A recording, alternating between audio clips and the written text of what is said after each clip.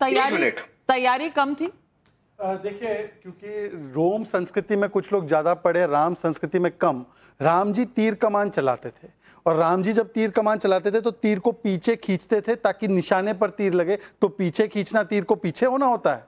ये तहसीन पूनावाला जो राम संस्कृति के बारे में नहीं जाने, राम जी के अस्तित्व को नकारने वाले आज राम राम करने लगे, ये यू टर्न होता है।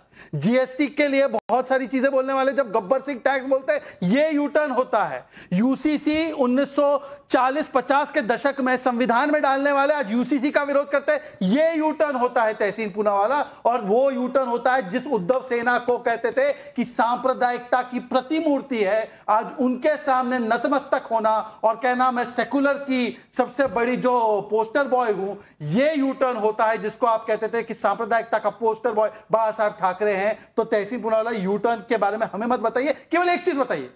आपने, जैसे नाविका ने सही बोला कि किसान कानून हमने तो तब लिए जब हमारी 303 की मेजॉरिटी थी, पर आपने तो इतना आंदोलन किया, हालांकि आपने मैनिफेस्टो में किसान कानून डाला था।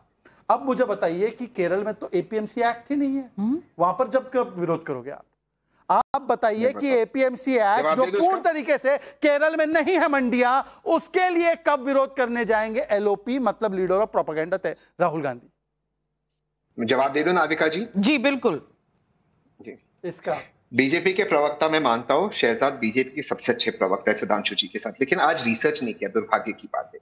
केरला मात्र एक सूबा इस देश के अंदर, सिर्फ 1023 फसलों पर नहीं, फ्रूट्स और वेजिटेबल्स पे भी एमएसपी मिलता है। और किसी सूबे में भारत में, चाहे वो कांग्रेस का सूबा हो, बीजेपी गवर्न सूबा, कोई और सूबा, वहां पे इन पे मिलता है, सिर्फ केरला में मिलता है। लेकिन इन्होंने उतनी रिसर्च नहीं की। दूसरी बात, कल की बात करता हूं, समाप्त होने दीजिए। भारत सरकार ने राइस इंपोर्ट की पॉलिसी चेंज की कि अब आप राइस इंपोर्ट करोगे अन्य देशों से, इंक्लूडिंग ब्राजील, यानी कि आपका बफर स्टॉक आपके पास नहीं है, यानी कि किसान अब इज नॉट ग्रोइंग क्रॉप्स, क्योंकि आप एमएसपी दे नहीं रहे हो किसानों को। यही दिक्कत है। अगर आप एमएसपी की गारंटी देकर एमएसपी का भुगतान आप टाइम पर करो, टाइम पर, तो ये शॉर्टेज नहीं आएगी। जो देश एग्रीकल्चर सरप्लस होता था, आज आपने कल की बात है, आपने राइस इंपोर्ट किया है, क्या आपने पॉलिसी चेंज की? क्यों आप राइस इंपोर्ट कर रहे हो?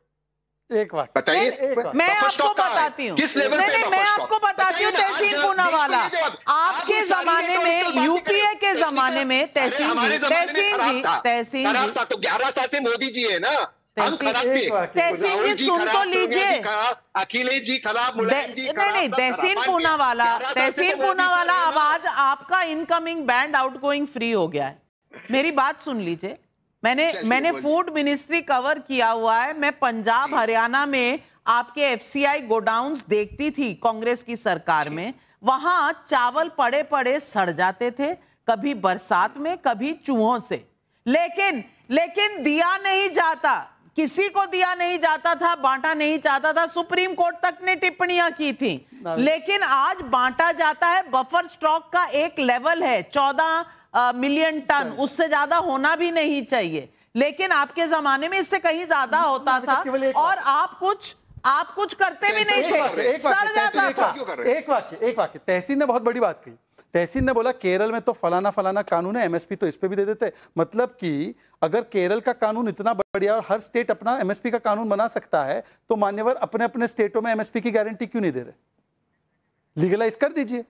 पंजाब में तो वहां की दाल के लिए एमएसपी पे धोखा दे दिया। सुन लीजिए, 1200 किसानों ने कर्नाटक में आत्महत्या कर दी। ये राहुल गांधी को एक्सपोज करने के लिए बहुत अच्छा। नहीं, राहुल गांधी कर्नाटका ये सवाल उठाने नहीं जाएंगे, कोलकाता नहीं जाएंगे, वो इन राज्यों में नहीं जाते। लेकिन अगले 3 सवाल मैं लेना चाहती हूँ।